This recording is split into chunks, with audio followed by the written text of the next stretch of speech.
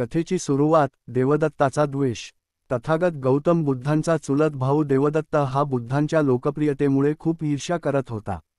देवदत्त स्वतःला संघाचा प्रमुख मानत होता, पण लोकांना बुद्धाचे विचार आणि नेतृत्व जास्त आवडत होते। त्यामुळे बुद्धाला संपवण्यासाठी त्याने अनेक कट रचले। यापैकीच एक कट म्हणजे एक अतिशय क्रूर आणि शक्तिशाली हत्ती नालागिरीचा वापर करणे।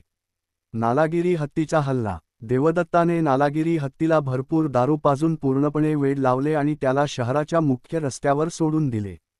त्याच रस्त्याने बुद्ध आपल्या शिष्यांसोबत भिक्षा मागण्यासाठी जात होते। दारूच्या नशेत असलेला नालागिरी हत्ती बेफामपणे धावत होता, वाटेत येणाऱ्या लोकांना चिरडत होता आणि सर्वत्र दहशत निर्माण करत होता। लोक घाबरून सैरावैरा पळत होते। बुद्धाच्या काही शिष्यांनी त्यांना मागे फिरण्याचा आग्रह केला, पण बुद्ध शांत आणि निर्भयपणे पुढे चालत राहिले। करुणेचा चमत्कार। जवळ येताच नालागिरी हत्ती बुद्धांच्या दिशेने धावला। त्याचा आवेश पाहून सर्वजण थरथर कापू लागले, पण बुद्ध किंचितही घाबरले नाहीत। त्यांनी शांतपणे आपला हात वर केला आणि आपल्या मनातून नालागिरी हत्तीसाठी मैत्री आणि करुणा, प्रेम आणि दया बाहेर पडू दिली।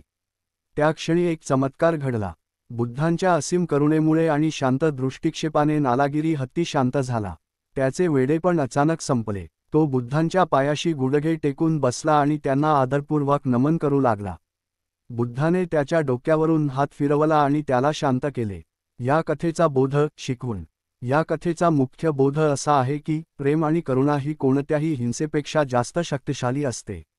या घटनेमुळे देवदत्ताचा कट उघड झाला आणि बुद्धाच्या करुणा आणि अहिंसेच्या सामर्थ्यावर लोकांचा विश्वास अधिक दृढ झाला। ही कथा आपल्याला शिकवते की द्वेष आणि क्रूरतेवर केवळ शांतता, प्रेम आणि दया यातूनच विजय मिळवता येतो। बुद्धाची मनाची शांती आणि निर्भयता किती प्रबळ होती, हेही यातून दिसून येते।